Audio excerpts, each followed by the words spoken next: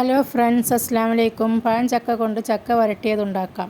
ചക്കച്ചുളയിൽ നിന്നും കുരു വേർതിരിച്ച് കുക്കറിലേക്ക് ഇട്ട് കൊടുക്കാം. അതിലേക്ക് 1 കപ്പ് വെള്ളം ഒഴിച്ച് ചെറുതീയിലിട്ട് 4 വിസിൽ അടുപ്പിക്കാം.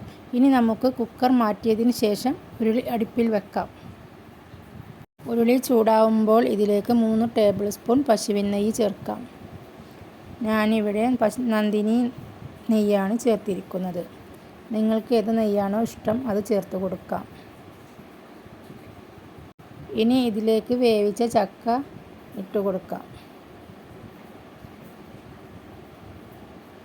നന്നായി ഇളക്കി കൊടുക്കാം. തീ എപ്പോഴും ലോ ഫ്ലെയിമിൽ ഇട്ട് കൊടുക്കണം. ഇനി നന്നായി ഇളക്കി യോജിപ്പിച്ചതിന് ശേഷം 1/4 കിലോ ശർക്കര ഇതിലേക്ക് ചേർത്ത് കൊടുക്കാം. ശർക്കര പഴഞ്ചക്കയിൽ അലിഞ്ഞു ചേരുന്നത് വരെ അടിയിൽ പിടിക്കാതെ ഇളക്കി കൊടുക്കാം.